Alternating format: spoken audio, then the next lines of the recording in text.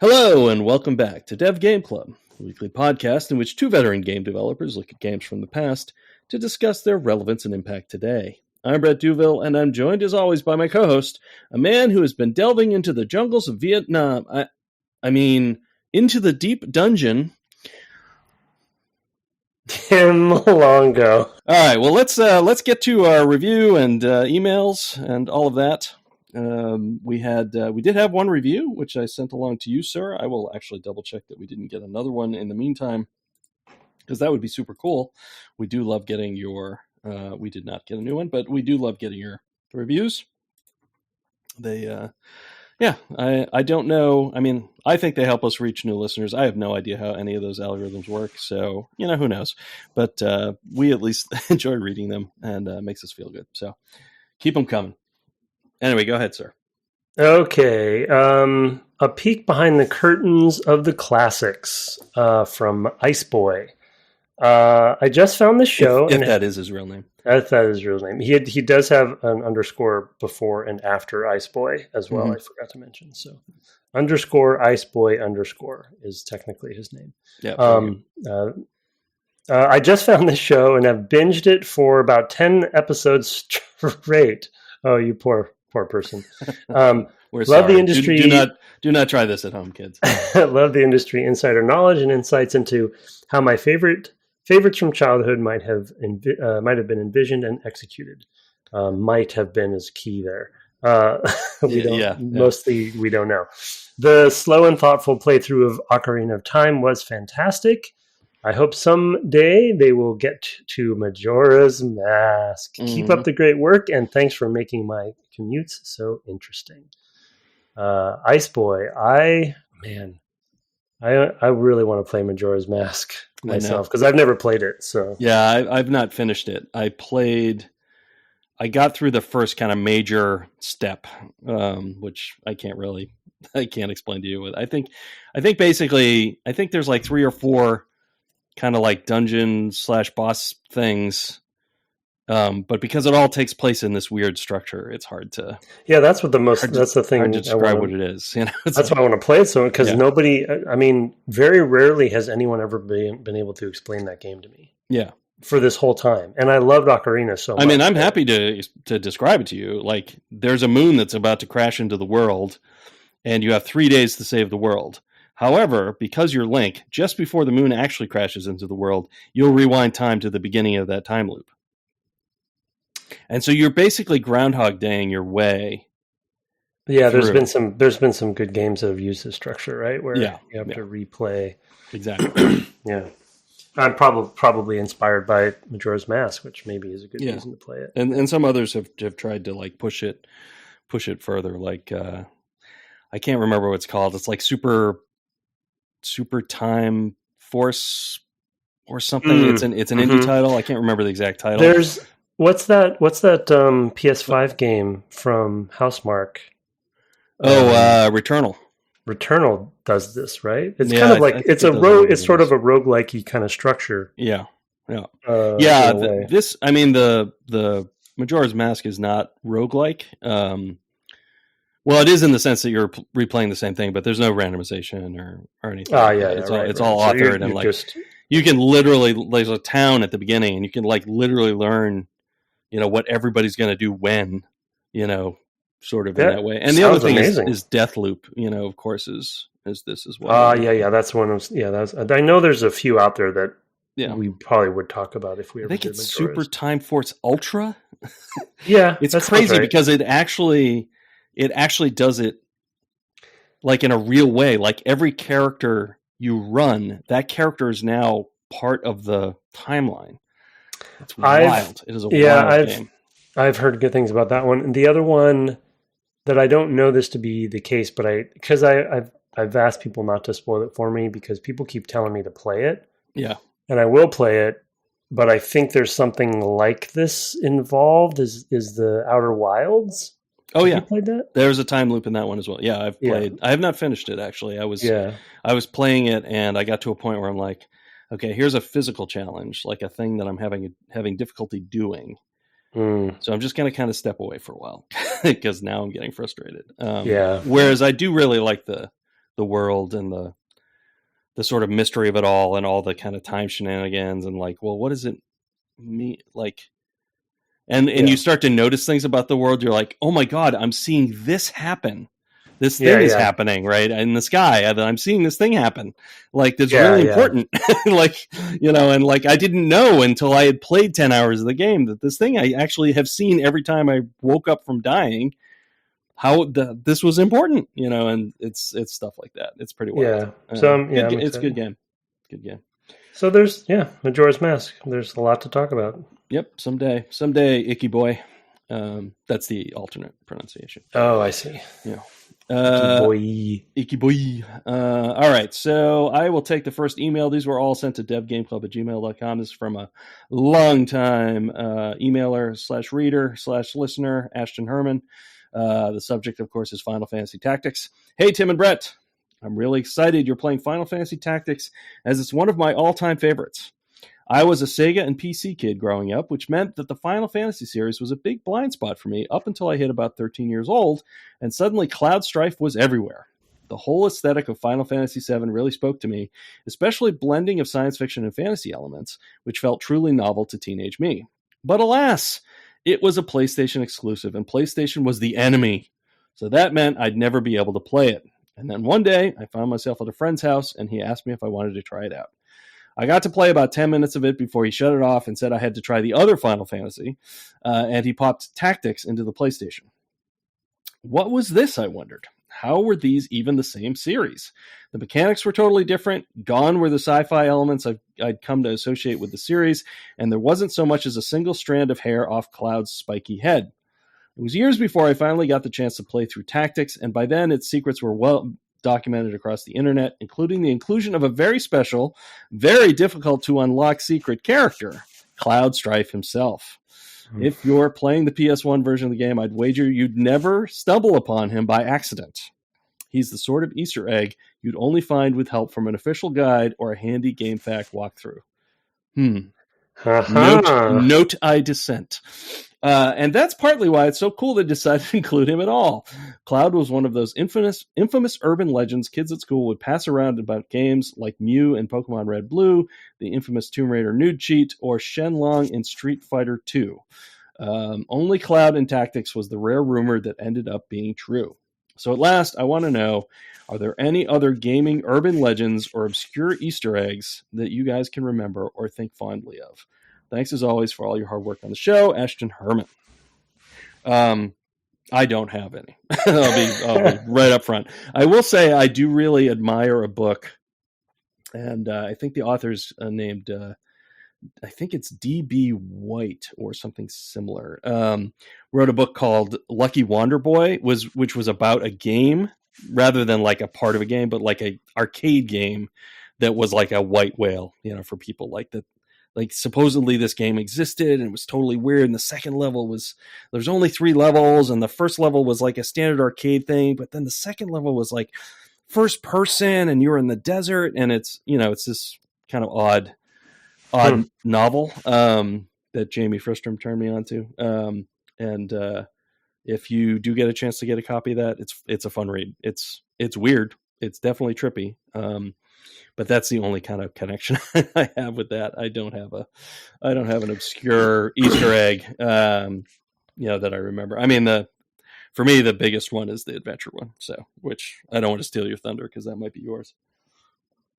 Oh yeah, right. No, that's the problem. Is my memory's terrible. So I'm sure I have them. I should have thought of that one because that one is one of my favorites. We talked about it on that episode probably, but yeah. Especially because of how you do it and its backstory. Yeah, you're right. Thank you for mentioning that because I wouldn't have remembered it. It's the most important Easter egg in industry history, right? Yeah. I mean, it's the one. It's the one. Gravity. Where it's like we're artists and we deserve to be credited for our work. And it's so early. That it's really it's interactive, right? It's you have to do a certain thing. You have to do stuff. Yeah, it's so now I'm thinking about it again, and just brings me joy. So I wish I know they're out there. There's But I think to the degree that he's talking about, which we were just talking about with the story you told, I just am so impressed because they had something like this in 9 and because they had something like this in Kingdom Hearts, to this degree.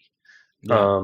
There's probably stuff like this in 7 and 8 that I just don't know about. Yeah, exactly. Yeah. So it's good on them. But yeah, like having Cloud, and I know of all the sort of the rumored ones that he's talking about too from back in the day. There was a Mortal Kombat 1 one. Yeah, there was a Mortal Kombat thing that was huge. An arcade. It was like thing. Yeah, that you were supposed to do a certain combo and this thing happened, and I was one of the ones that tried it, but it didn't exist. Yeah. The one that I'm thinking of, was just an urban legend. So it's just hilarious that stuff was that was a thing. Sorry, Ashton, I wish I could think of more. Yeah. But my memory's never going to help me on stuff like this. Yeah, it's hard too because our childhood memories are distant. So, oh my God, it is hard. Like I think of all the times I spent playing. I can remember Easter eggs that were later, but they were usually more overt. We've put Easter eggs in games. Maybe you have an Easter egg you've put in a game. Can you think of one? I can think of one that you might have put in the game, but I mean, you probably didn't directly put it in. But well, we had a fun moment in. I don't know if I'd call it an Easter egg, but it sort of is. It's pretty off the beaten path. You're talking about the lightsaber? Yeah. Yeah, the lightsaber in Republic Commando. We probably talked about that, didn't we? We probably did on the series. Yeah, that's my favorite. And then there was another game. I don't remember what it was. Was it Force Unleashed? There's a Republic Commando helmet that is an Easter egg someplace. Oh, that's cool. Where you can pick it up or something like that. I think it might be Force Unleashed 1 or 2, where it's off the beaten path and you can find just the helmet there. Probably it was Greg's doing, to be honest. Yeah, probably.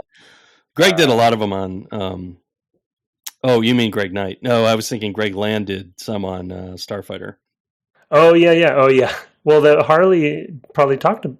No, I guess we wouldn't have talked about it. I might have talked about it on another interview, actually. Yeah. The Jar Jar you're talking about? Oh no, I wasn't. Yeah, that's in there too. I meant actually at the beginning of the first level of Starfighter, you can, if you turn around and boost really fast to the beginning of the canyon, you can go up into a space you can't see.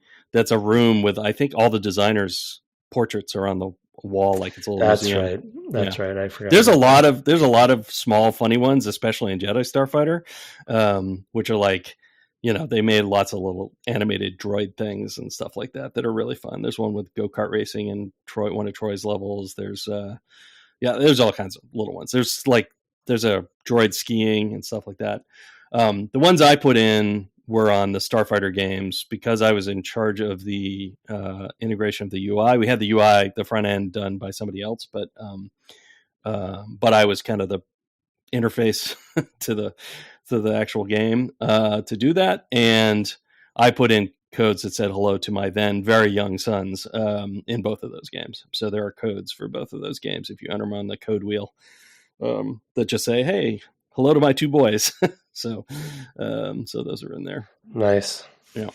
Yeah. Well, yeah. And then there's Jar Jar is in a barrel and comes over. Yep. He goes over the falls. Goes over the falls like a Niagara Fall kind of situation. Yeah, it's very hard to see, but he's there. He's there. Yeah, actually, somebody reached out to me and asked. I was doing email back and forth with somebody who was really into the games and was trying to figure out how to get the assets out of the data. Oh, so yeah. you could look at them in a model viewer or something like that. And I'm like, oh yeah, it's a pretty simple format for the, but I'm like, this is 20 years ago, I don't really remember the exact file formats, but it's pretty simple. And I think it's something like this. And he eventually worked it out. And he's like, why is there a Jar Jar model? And I said, oh, well, yeah, that's an Easter egg in the game. So yeah, it was very, very entertaining. Oh boy. Plus the command line was still enabled in the original Starfighter. So you could actually, if you put a keyboard into the PlayStation 2, if you had the Linux add-on or whatever, it's a whole thing. Oh my goodness. There was a way to actually get the console up and type into it, and you could do you remember our scripting language was just our command line language. You could do all the things we could do in the game for mission control. You could just do in the command line. A lot of things would cause it to crash because it run out of memory or whatever. But you'd be just like, oh yeah, spawn 10 more whatevers, Starfighters, I guess, and it could do it. So wow, that was wild. Anyway, let's move on then to your first email. I think I gave you at least one. I think maybe two. Yeah, I have two. Okay. Well, it's happened again from Dave K. G'day, Brett and Tim. Well, it's happened again. That's right. Once again, another game has been added to a wish list as a direct result of Dev Game Club. Diablo, for those keeping score. The first episodes I listened to had me searching boxes at my parents' house for Far Cry 2. Never found it. Have added to my Steam wish list so I can grab it when it's cheap. My DGC review, excitedly read on the podcast, mentioned my 100-hour plus playthrough of Morrowind that I didn't really have the time for, but managed anyway. I remember that. And hard drive. And my hard drive now has Half-Life and Thief as a result of listening to those podcasts. Thief I started multiple times in years gone by, but never progressed further than the levels where the supernatural things started popping up, which I get. And now that Apple has changed its mind on emulators. I am playing Pokemon Red. I didn't know about that. Pokemon Red on my iPhone, fresh off of your Pokemon episodes. An email is supposed to have a point or questions. So I guess my point is your passion for the subject matter is clearly infectious. And while my life and family mean I don't game anywhere near what I'd like to, you provide an outlet. So thank you, Tim and Brett, for that. And a question would be, if you ever find yourselves losing the passion for something, you've made a big part of your professional and personal lives. What do you do to recapture the magic? Cheers, and thanks again for maintaining the gaming in my life. Dave K. Well, I know for me, probably the biggest thing that keeps my love of it alive is actually talking about games every week. I'll be quite honest. I mean, that's good. I burned out on not so much playing games, but development. Back at the end of my Bethesda, part of my career, I was absolutely fried. AAA development is, it can be a real pressure cooker. I had a lot of people working for me. It was a stressful situation for me. And I just was like, I can't do this. I was losing my passion to do it. And so I just walked away. I didn't actually even have really a plan. Luckily, financially speaking, I was in a good place to just literally take some time off, which was the thing I really needed. And then I started doing other things, in particular, I taught a course at that time for a semester at Wabash College, which is in Indiana, due to a friend of mine, Brainy gamer, Michael Abbott. And so he did all the professorial stuff, like dealing with the department and grades and things like that, and just let me come and give lectures basically, and review students' work and things like that. And that was kind of a precursor for me of how we go about this podcast of ours, because I can remember in particular one lecture that we talked about this war of mine and Call of Duty, whatever the Call of Duty that was out at that time, which was the one they were all playing. And we had given them the assignment of playing this war of mine.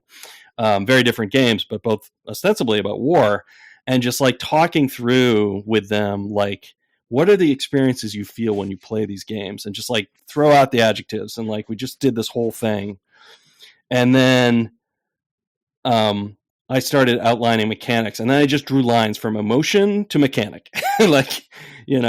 You get the reason why you feel this is because of this mechanic, and the reason why you feel this is because of this mechanic. And they, that really reminded me, first of all, that I at that point knew a lot about making games already, just having done it for a while, and could talk about it. And it really kind of re-energized, like, yeah, we just need to get out there that, this is the thing, like that this is not like some accident, and it's not just, the id, or whatever. It's not just our lizard brains. There's more going on here to make these experiences.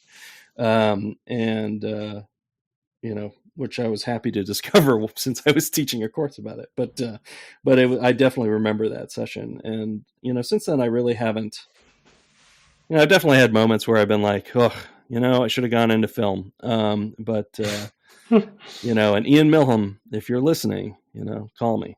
But no, I mean, it's stuff like that really, coming around to teach it and seeing the enthusiasm in young people. I mean, working around younger people has always been, one of the real selling points of the industry as well. So, I don't know. Those are the things I do. That's great. Yeah, that's awesome.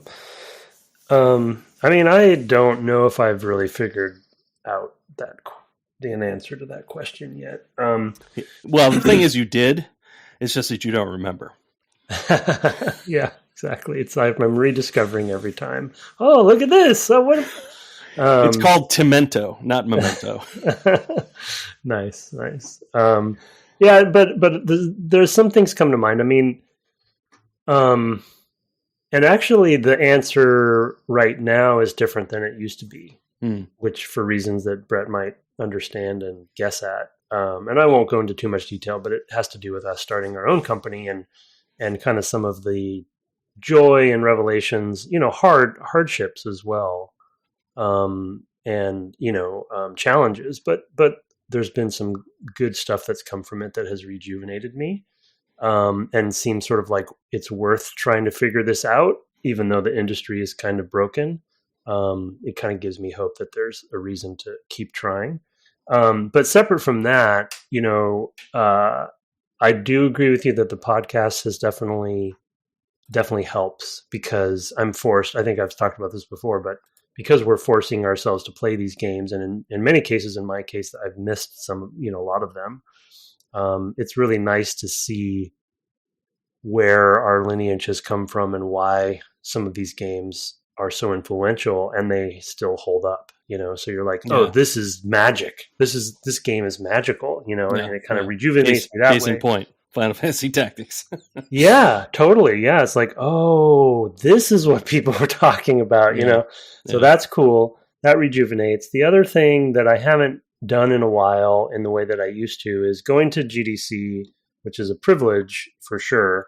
And I haven't been for many years to the conference itself, but oftentimes, though, I definitely become jaded these days. So I don't think it'll have the same effect as it used to if I were to go back. But in the old days, going every year to that was usually pretty rejuvenating, because for that short time, you step out of the production element of, you're not making a game while you're there. You're just listening to people who are making games or have made games or talking about making games. And it's just and I think conferences in a lot of industries do this for people, right? Where it's this time to not just reconnect with people, but also just take a step back, right? And just think about it, rather than having the pressure of, oh, we have that deadline tomorrow kind of thing. So that was usually rejuvenating. And then the final quick obvious thing is, I got to keep playing games, whatever it is, and usually I'm trying to seek out ones that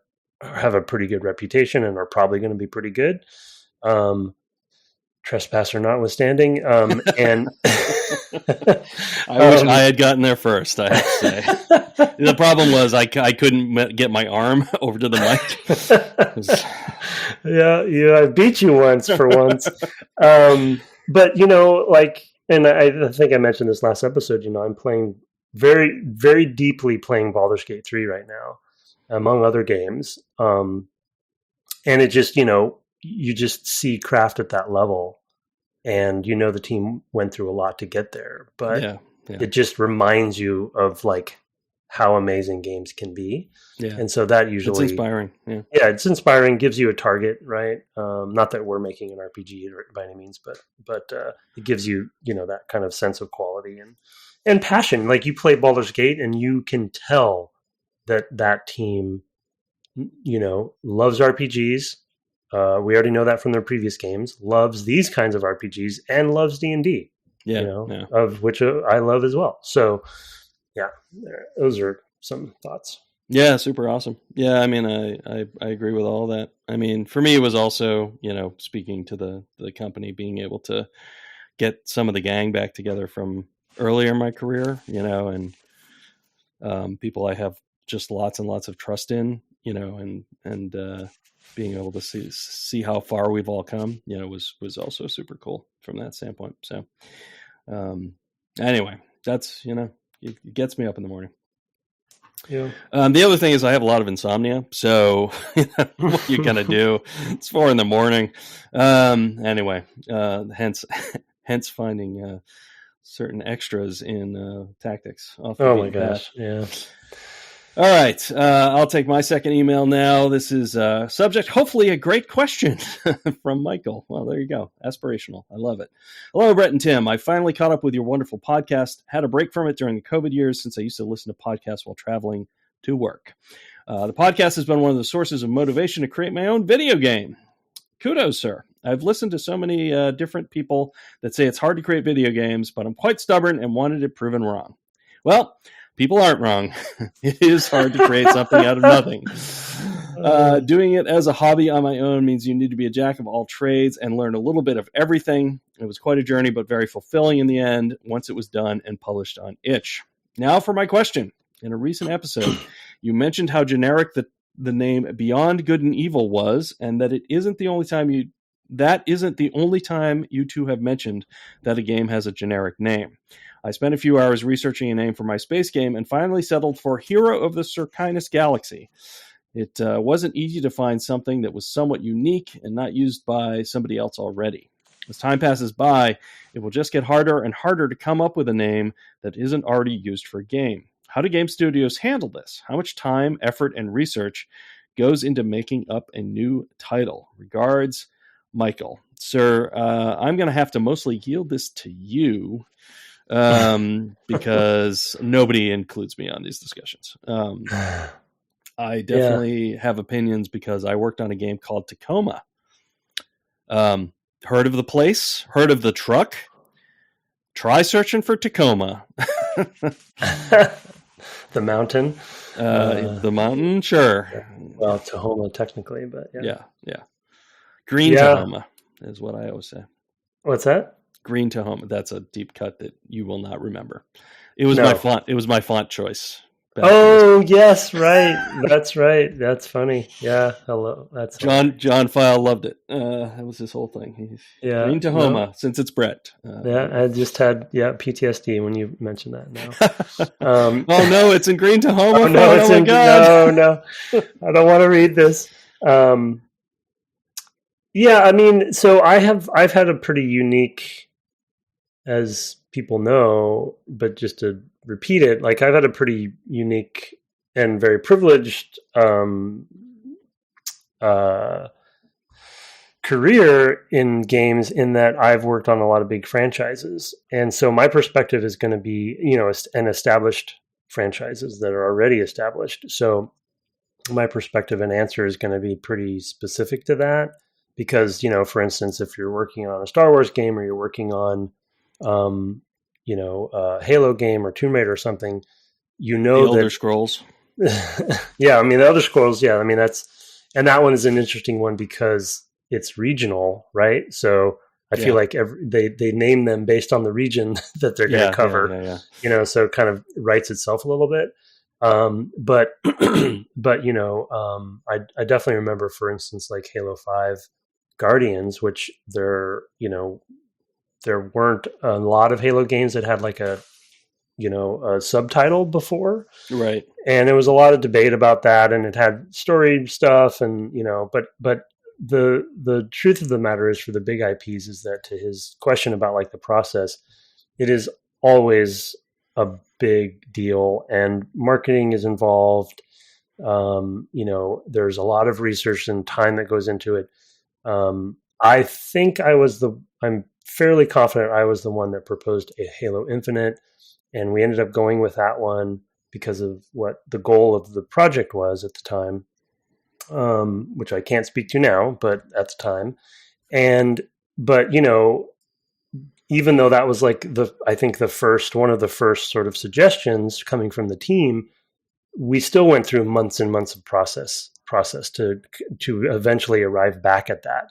But they want to do, I think to their credit, they want to do due diligence, right? You do focus testing on it. You do market research on it. To your point, Michael, you do comparative analysis. What else is out there, right? Because like, for instance, there was a game called Disney Infinity, and there were other games with Infinite in it. But the point about the generic thing, which we always joke about, and some of it is very much about our industry and our power fantasy problems in our medium, is because so many of them are so actiony and so, I don't know, I guess I'll say a little problematic, right? Yeah. That the names come out fairly generic because you are trying, like Brett said earlier, you're trying to tap into that lizard brain too much. So it's like, Medal of Honor and Call of Duty. Yeah. It's like Call of Duty was spawned from Medal of Honor. Well, Medal of Honor was taken. So we need something that sounds like it, but we can't get sued for, so, but it still needs to be military. It still needs to have resonance like Medal of Honor did. But it's got to be generic as well, right? Because it has to be many things. And that's why I think Star Wars is always so funny, because Star Wars is so generic and means kind of nothing. Yeah, I know. But then you just tack on some words beyond it. To be honest, for Republic Commando, I don't actually remember the process on that, but I'm very confident that marketing was involved, and it was a very big. Legal process gets involved too, because usually there's a search, for copyright, other things, copyright. Yeah, so trademark, whatever. I mean, and he's right. A lot of the names have been taken, but you can kind of get around that to some degree by how you orient things and which words are where. But yeah, it's really hard. It's silly. It's silly that it's so hard to come up with the right name for things. Yeah, but I guess names matter. Oh, they sure do. I mean, we spend a lot of time. We spend time just on code names. Yeah. It's like, I remember for Starfighter, the code name was Europa. And I had no idea why it was called that. But I was asked once by the then president of the company, why is it called Europa? And, because it's me, I, of course, was like, well, it's from the Robert Heinlein quote at the end of 2010. Totally pulled this from my behind. In the moment, all these worlds are yours save one, Europa. Hands off Europa, which is the end of the 2010 film.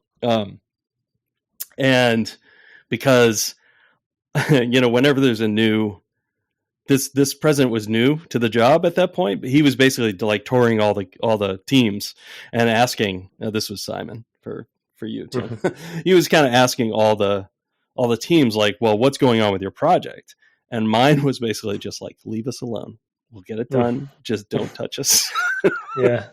So I came out with absolutely no whatsoever, no reason for my answer. I came up with that on the spur of the moment. So, yeah. Well, I think you've told me this before, but I don't remember, of course, is just named after the moon, right?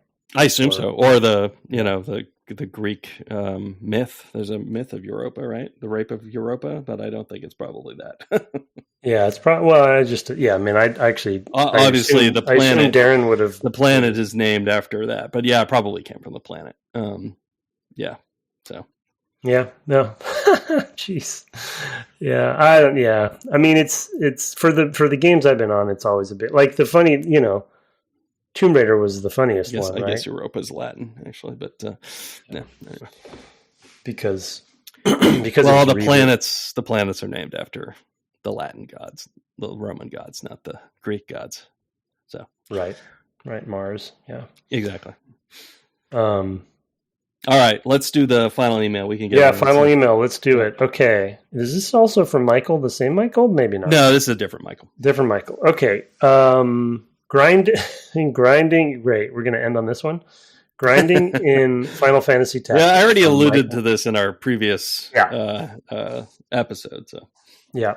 Sorry, but I had to... Okay, it starts with sorry, so you know where this is going. Sorry, but I had to write in after hearing Tim's rant on grinding. I'm glad you did. I knew you would. Much like every other Final Fantasy I've played, Tactics is designed so that as long as a player performs well, and some slight shade going on here, and doesn't go out of their way to avoid fights, they'll get enough gil and XP to keep them at an appropriate level simply by following the critical path. By appropriate, I mean that it's reasonably possible to win as long as you play skillfully without needing to resort to exploits or speed run style tactics. Okay. There are optional things that reward or require grinding, of course, but if your goal is to simply get to the end of the game, the progression systems are balanced to get you there. Oh boy, Michael. I'm thinking about it some more. Grinding is a kind of adaptive difficulty scaling. Yes, agreed.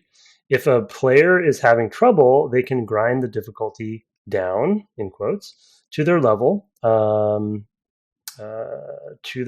but the amount required is going to differ for each individual.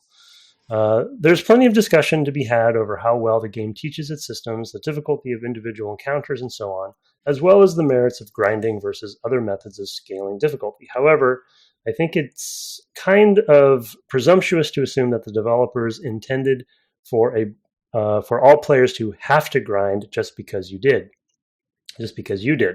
P.S. It may interest you to know that random battles are scaled to your level, but story battles aren't. Right? I think we confirmed that earlier. Yeah, we talked about that. I think in EP4. Yep. I also think Michael is being presumptuous in this email about how and why.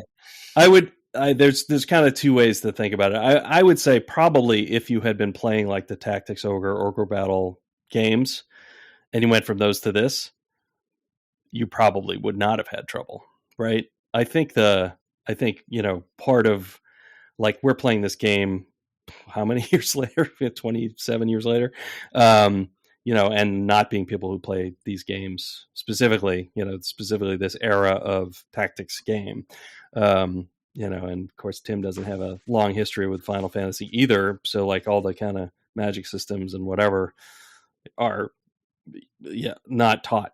Like, I mean, there's tutorial stuff in the game and it tells you stuff about it and all of that. But as we talked about in that final, concluding episode of the series, like possible is accurate. It's probably possible. But I think often they're not doing anything to help you, get up the curve of that possibility. In a way that I think would be, helpful. Like when you, Tim, bounced off of something 7 or 8 times, and I did too with the, some other mission where it's like, I got to the end and it's like, oh, I don't have the gear I need. It's like, like that's not helpful, And so, yeah, it's possible. But it does mean a lot of reading between the lines, I think, that they could do with making more explicit, and I think it's tricky to have, like, I did a lot of grinding. So it's, because I was like, well, I know I'm probably going to need to grind because that's what kind of player I am. So I might as well just do it. That's one approach, and, it served me fine, but I definitely had the same wall missions where it's like, if I were not playing for the podcast, having played it before, I would have been like, oh yeah, I remember this. I think I'm done now. You know, like, because they could be that frustrating. And there was no real guidance, you know, to guide you back. And the manual's not particularly good for that either. So there's a lot of kind of... Oh, the manuals. I mean, especially for this game, if we talk about just this game, because I did read the manual. Yeah. It does not achieve his goal, in my opinion. Yeah. You know, it's not a... Reading that did not make me more skillful at the game. Yeah. In my opinion, you know. I think it is, you know, it's fair though to say, you know, out of time and out of context, you know, it's way harder for us, you know, to dive in and play it. And we are kind of reacting with our 2024, you know, tastes, you know, however those were come to, versus how we might have felt playing it in 1997. I definitely feel the same way about text adventures, like, or even like when we played Space Quest and King's Quest, you know. So, you know, some of these games are, you do kind of lose the skills, you know, and you lose the sort of mental state you have to be in to like pick up things that are subtle to you now that might not have been subtle at the time. So again, yeah, certainly possible. You know, but we played, you know, one of the easier and shorter text adventure games when we played, what's the pirate one called that we played? Yeah. Anyway, it's not coming to me in the moment. Yeah, it's not coming to me either. But even that was like, there were puzzles in there where I was like, wow, that's way... Oh yeah, that was rough. And it's, you know, way trickier than this would have been for me, you know, however many years ago. I mean, I was playing those back in, you know, whatever, you know, the 80s, early 80s. Yeah, you're different. Yeah, different person. I mean, you're different patience Plundered levels Hearts as well. Plundered Hearts, yeah. There's different patience levels based on your, maybe where you are in your life too. And that's part of my rant about grinding, had a lot to do with time spent, right? Yeah. But yeah, I mean, and I even said when we discussed it, of course, we discussed it again after having received this email, so I had it in mind. But you know, there's also the sense like, well, sure, but if you're playing a couple hours a night or whatever, like like both of us did back in the late 90s, it wouldn't feel this way. It's the I have 4 hours to play on Sunday, you know, that is a real pressure for you in particular. I mean, I know what he's saying. I don't buy it though. But one thing I'm very confident about with my experience with Final Fantasy so far is, I mean, a question I would have for Michael is how experienced he is with these games when he makes this statement, right? It sounds like, maybe, I don't want to make assumptions, but it sounds like he might be, like you said, a Final Fantasy fan. So there's certain knowledge base that comes in. But what I'm speaking to with my rant is kind of coming from a perspective of, and if his declaration is that if you just play Critical Path, you'll be fine. If you were to user test these games back then or now, I would still warrant, and within user testing, you do usability testing with a wide, you hope to do user testing with a wide range of people within the, you know, the target market, target market, right? So you're going to get a wide range, people who know Final Fantasy, people who don't. You intentionally do that. I still believe that a majority of the people coming into it, some who know Final Fantasy maybe can finish the game without grinding once. But I think a lot of the people will get stuck. And some of that is, like, my other controversial statement I'll say is that, which he kind of references in here too. So I think he would agree, and I think it admits to it as well. I feel like grinding is a Band-Aid, a crutch. Yeah, because they know, basically my extra controversial statement is, I don't think these games are balanced well. And I don't, for the common player. I think they're balanced for the more elite player, which might have been their goal and might be the point of his email. Yeah. But I don't think that as a developer that's a good idea. I think you want to give the elite players a place to play, but you don't want that to be your main point. And they always have grinding as a way that, like he said, a dynamic difficulty, because you can opt in. But because for people like me, who is pretty fresh to, but I mean, I get some of the stuff in Final Fantasy. There's definitely some new stuff in this game, like the zodiac symbols and stuff. But but it's nice that it's in there. But because of the time element, it's like, no, I actually do just want to play Critical Path, and I'm literally telling you I could not play Critical Path. Yeah.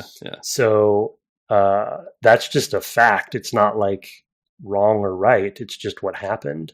So my only option was grinding. So whether it was not skillful enough or not is kind of like, I guess the reason I'm pushing back on Michael a little bit is that that's actually not the point, whether it needs to be skillful or not. The point is that it happened. And if a user, or I would warrant many users, hit that wall, then you have to do something about it. And their version of how to do something about it is to put in grinding. Same thing with 9, same thing with 6. It's like, I might know the rock, paper, scissors of it better. I could know that stuff better for those games, and I don't understand some of it. But to get to the last tower of the game and to not be able to progress is extremely frustrating. I mean, I would say the proof is in the history as well, to your point, right? I mean, as time went on, they heard this message, especially as games got more expensive to make and therefore required larger audiences, etc. The main path, the critical path of games became easier in the Final Fantasy series. And I've talked about with you I've mentioned the sort of Final Fantasy 12 hunts and things like that are the like skill-based challenges. There's a similar thing in 13. I think they're also just hunts or whatever. It's in 15. I'm sure it's in other games as well. I'm not specifically remembering, but they basically have like that as a separate, like, oh, you want that hardcore stuff we used to do. That's additional and over and above, and go do it. Like they present it to you. And they even give difficulty ratings on the, like the various hunts, like, oh, here's some 1-star hunts. Anybody can do those, up to 5-star hunts, which is like, you were going to want to be level 90, for those, and have every possible skill and, a million things. Yeah. And that's the MMO approach too, right? It's like, the basics are fairly easy, but to get through, but the elite content is opt in. Yeah.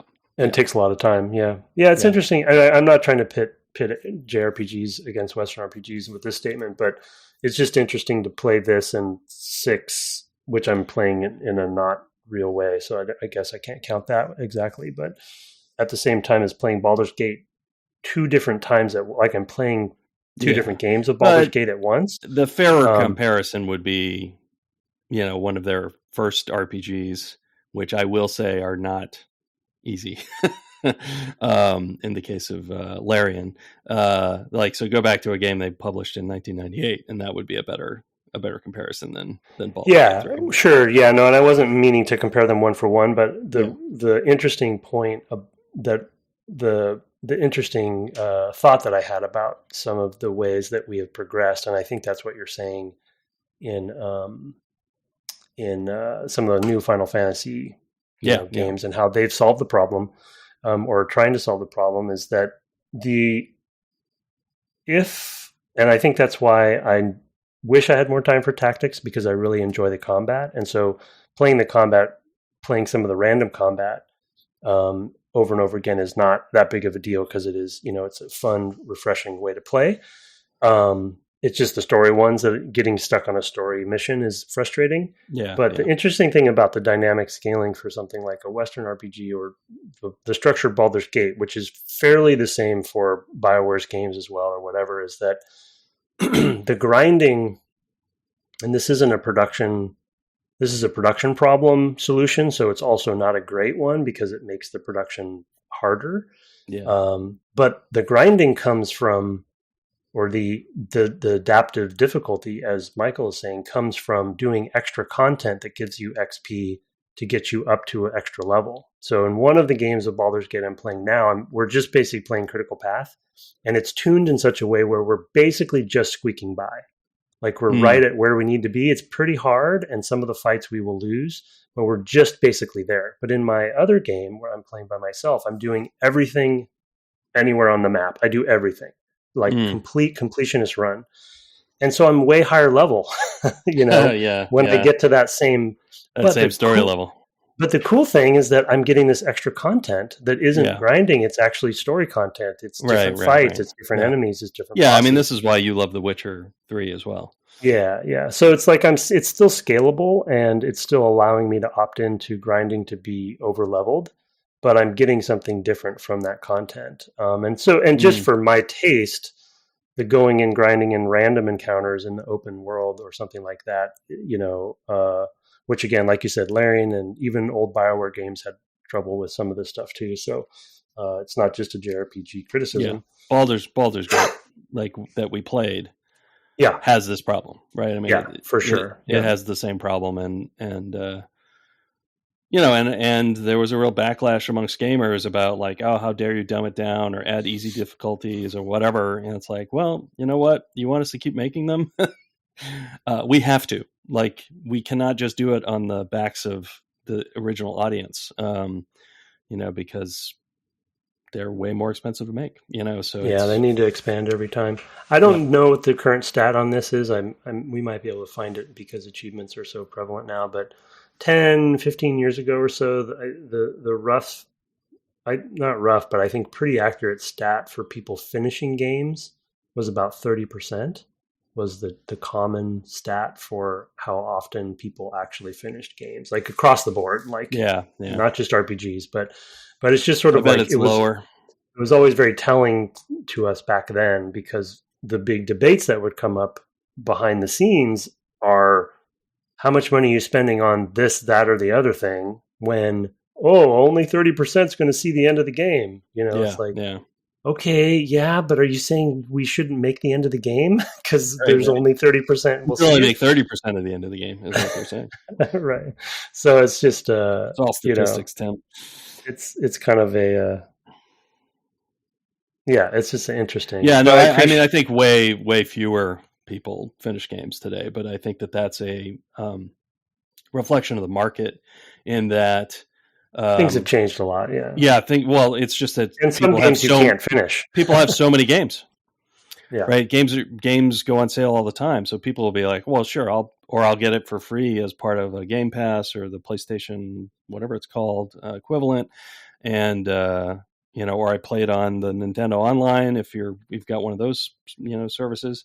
So you dip your toe into everything, which is somewhat consumer friendly, but it does mean far fewer people. Like, you can't even make that argument anymore. If somebody came to you and say, well, only 6% of people played the game, you'd be like, okay, yeah, but how many people only got one achievement? The one that we give them for nothing 20 minutes in, right? Versus that. 98% of the people who played it got that far. Well, you can sort of track how many people are just dabbling, like, oh, this game's, for free this week, I should try it out, or, whatever. So the market's totally changed. I bet it's way fewer than 30% these days. Well, and I've actually personally shifted my, and I don't remember when this happened actually, but I've kind of personally shifted my approach and worries in this category, in that it really just comes down to, are people enjoying what they have purchased or acquired, or time that they're spending, I obviously want people to finish games that we've worked, because from a developer's perspective, it's like, we worked hard on this whole game. We want people to see it. We hope, right? If they won't, we want them to enjoy it and see it all. But at the end of the day, I become much more player agency focused, of like, hey, play as much as you want. Did you enjoy it? Great. If you didn't, you should stop playing. But if you enjoyed half the game or 30% of the game, that's great. than I think we did, and something like you said, something else came up, another game came up. I don't sweat it if they didn't finish anymore. You know what I mean? It's and I don't think it's like you said, I don't think it's an arguable case anymore either, because it's not, things are so different. But yeah, so it's different. So thank you, Michael. There's probably a small window after release where it's valid, because those people were waiting to play the game and they bought it on day one or whatever. And those are the people who are like your most diehard fans. But but then there is a real question to ask of like, well, why didn't these other people do it? And that's a very hard question. It's an endless thing. Yeah, and every game and genre and so different. Yeah. All right. Well, that's our email catch up. Thanks for joining us. We went even longer than expected, although we did have a diversion there. Thanks for sending your review, Icky Boy or Ice Boy, whichever is your real name. And thanks for shooting email to devgameclub@gmail.com. To the rest of you, the Michaels and Ashton and etc. You can find us on the web at devgameclub on .com, at Twitter, Threads, or Instagram on @devgameclub, and on Twitch you can find my co-host in July streaming at twitch.tv/ Tim Longo Jr. with the JR at the end. It's probably realistically July. I'm sorry, my throat's closing up a little bit here late into the evening. We also have a fan run Discord. You can find a link for an invite in the show notes. If for some reason that isn't working, just pick us up on Twitter and I will get you one.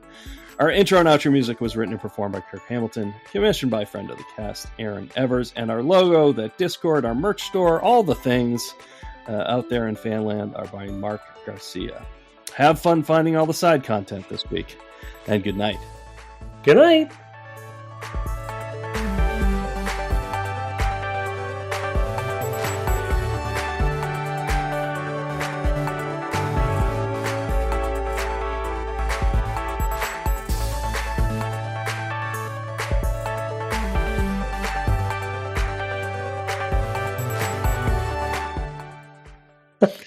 That may require some explanation.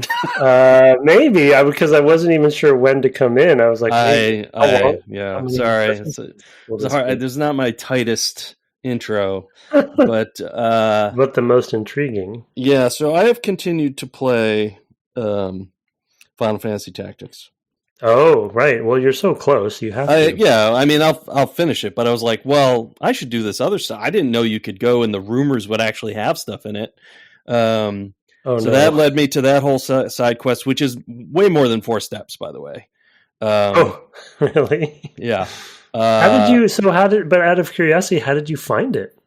So originally I read some of it, but like if you weren't using a guide, like. Well, originally I ran into Eris, as I mentioned, and that took me. And then I separately also went to Gaug. I was just like going around and doing all the propositions that were in the bars, which is just like the jobs where you send the teammates out. And are those finishable? Like it's not like I don't think they're generated infinitely. Okay. I think they're authored, and I think that because like in Metal Gear it's systemic and like they're just infinite. Yeah. No, I think these are authored, and I think it's completable because at the ends of certain ones, I get ranked up in Adventurer or Treasure Hunter. Because I find a treasure or I find a ruin, which doesn't give me any abilities or anything like that. It's just a thing, like the first time it said, I thought it was a joke, but then it's continued to come up. I'm like a treasure hunter 4 and adventurer 5 right now or something like that. So I'm like, well, I'm just going to keep doing that because of the achievement that I would have been getting, if this were on a later platform. Does it max out? I assume it maxes out at 8, like all the other levels of things. Oh, I see. It's like a job. Oh, that's kind of cool. I think it's funny, but I don't think you actually I actually haven't looked at those characters because they're always doing these jobs. But I should look and see if they have. What if there's abilities that you can learn? Yeah. Well, and that's another thing that's happened. Okay, so.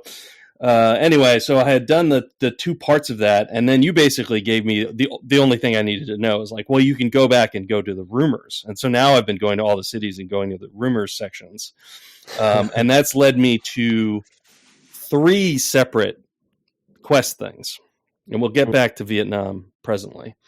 Yeah, I don't understand where this is going, but I know. So there's basically a couple of islands off of coasts, like one in the north and one in the south, that you can, like the nearest city, you can get a connection to it from the rumors in that city. And then that's like special content that unlocks on the basis of other things. So wow, that story you were telling me about the guy in the bar and he's like, can I go with you? And he's Beowulf. Well, I went and did the whole chain there. And it was like multiple layers of a dungeon. It was like 3 or 4 levels, battles. Amazing. Under that coal city, Poland coal city. And then at the end of it, you think you're going to fight a dragon because that's what the rumor is, but actually you're going to rescue the dragon. And the dragon is like his pal. And as part of that, you get another stone, which then you can take to Gauk City. And when you plug it into the robot activates. And you're like, what is going on? And then you go to this other city on the far clear other side of the continent in the far northeast. And you go to the rumor in there and they're like, oh yeah, there's this cursed island off the coast. Nobody should go there. So of course you go there. And you battle another robot. The robot, the dragon, and Beowulf, by the way, can all be in your party at this point. Oh my god! Although I haven't done any battles with them because I like my group and I've been like I was trying to find my way to Calculator, which I also finally did today. So I go there, and that battle was really tough because that robot was brutal, and there was all these other things that were really tough. There are 3-headed hydras in the game that do triple attacks, like triple fire, triple ice, triple whatever. Right. And it's like 230 points of damage apiece if it hits you or whatever. But they're randomized. They hit one of 3 squares, so you might get out okay, but you might not. I played that battle many times. And it was even worse because the robot, I'm like, oh man, I got him down. And then he got back up. I was it's like a zombie. I had one character left. I'm like, I can't believe I beat it. And nobody had gone to 0 yet. So I was like, oh, I'm going to get out of this alive. I still did, but it was like, oh my God, I can't believe he stood up. So anyways, I went there. And when you're there, the dude, that robot that you've just defeated, not the one that's in your party, well, it also has a stone in it. So you get that stone.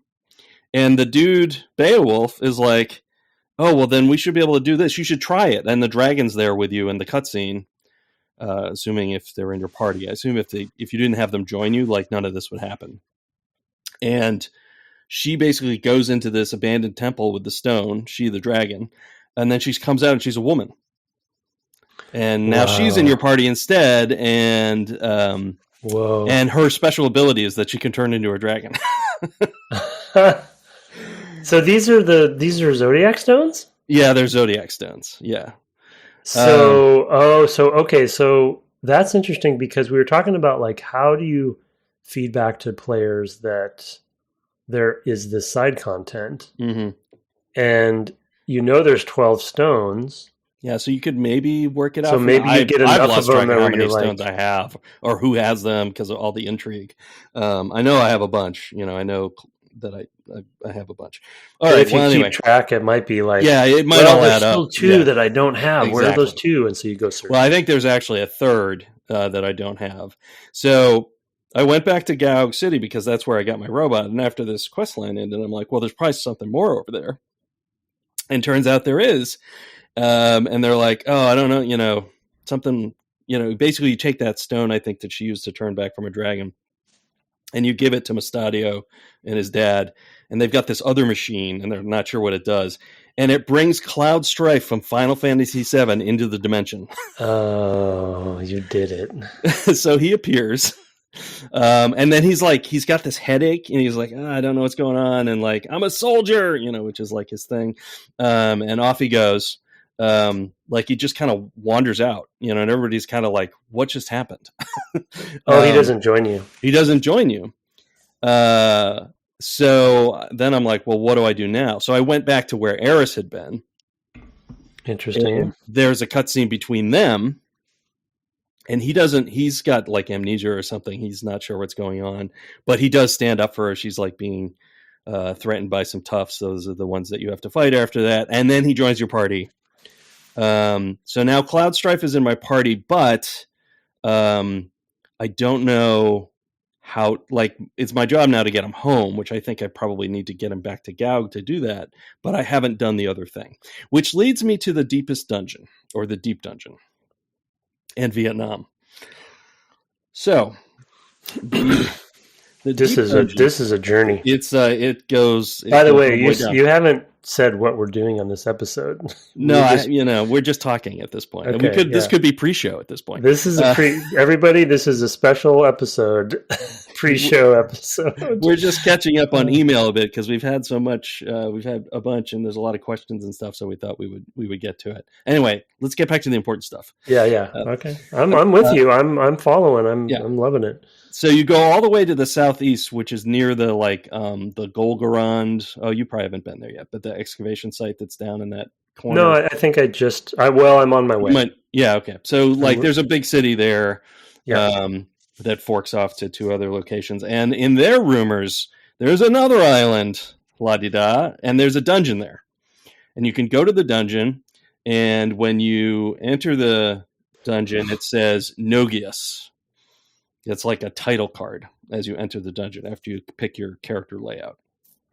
And I'm like, Nogius. Huh, that's weird. And I fight through that, and I beat everything, and then it just kicks me out.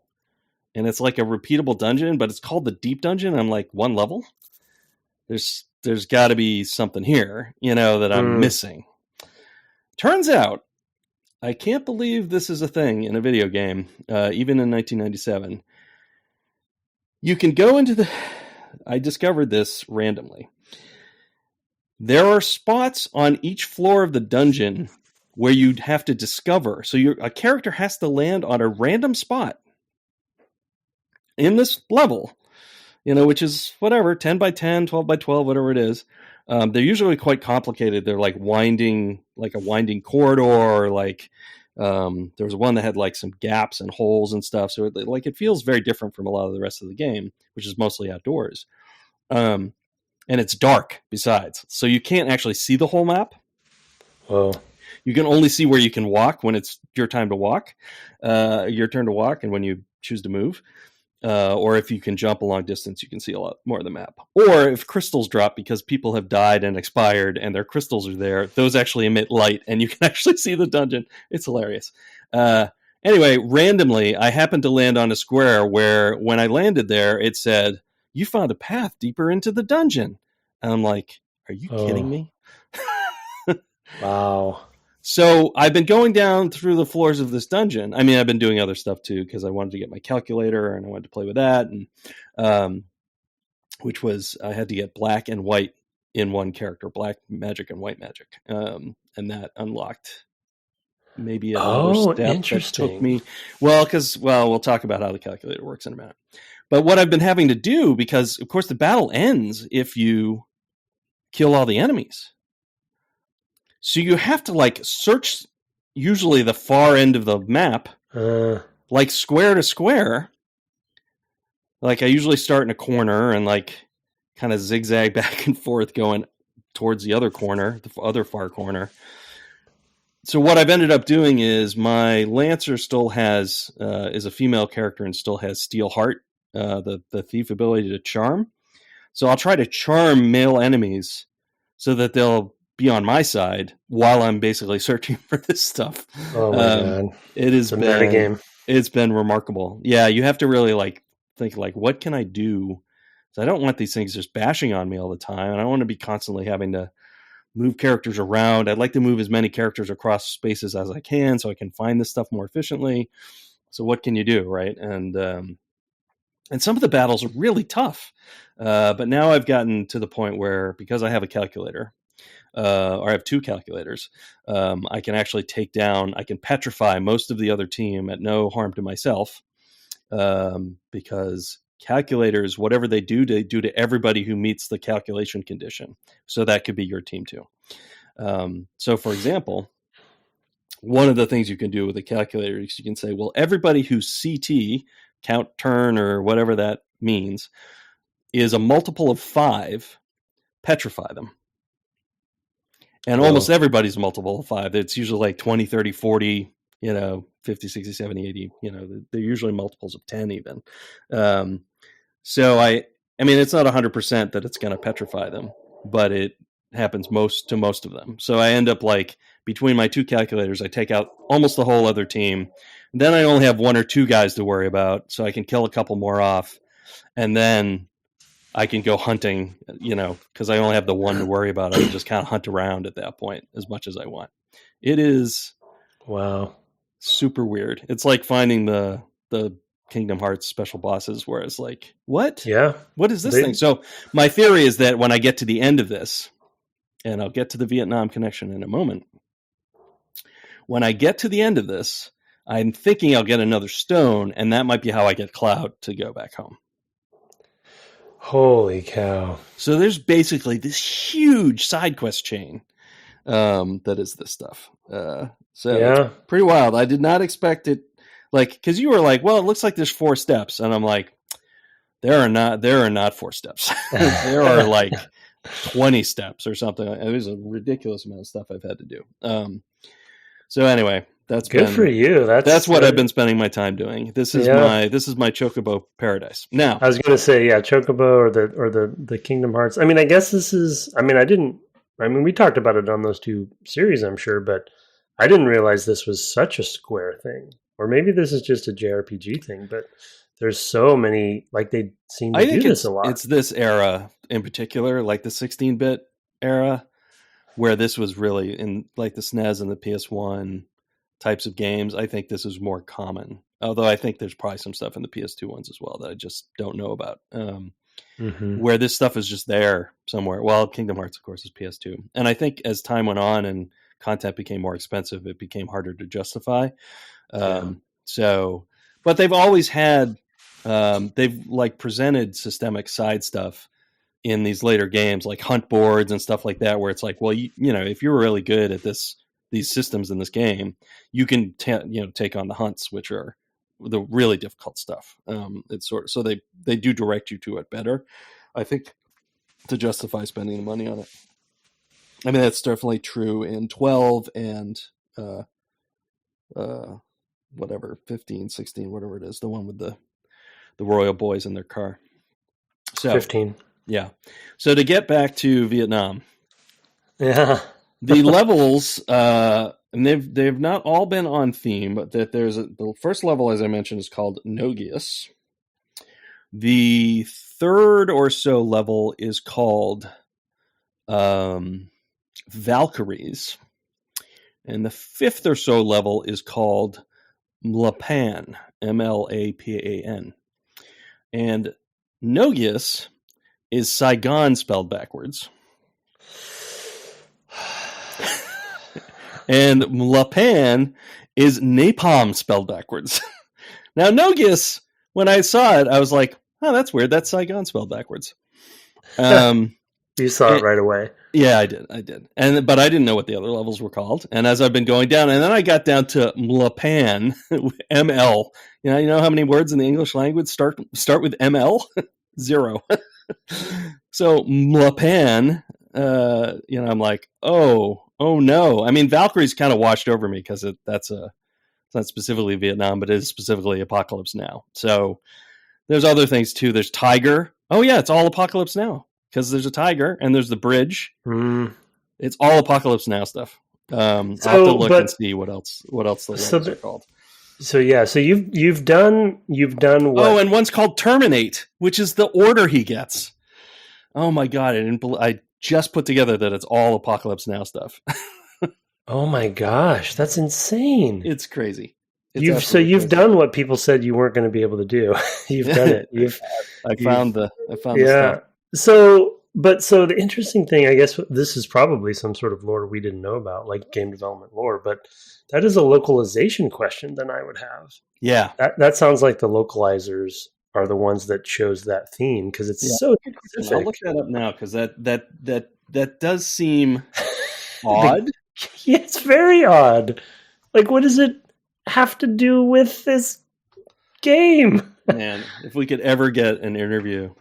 Oh my goodness. And it's so specific. There's no way that it is not about that. No, yeah, it's definitely It's definitely about that. It's like somebody had just watched that movie or something. I mean, you and I. I mean, the other one, the dragon and the guy is sort of like Lady Hawk or something. But anyway, what were you saying? I'm sorry. Didn't we go to see that? We did, yes. Yeah. Okay. So yeah. a vague memory of that, but yeah. So they obviously, I mean, they had modern trope themes that they were pulling from, but that's a deep, weird. Yeah. cut. I mean, I would love to know. I mean, if anybody out there knows who localized this game and has any contact with them, we need to talk.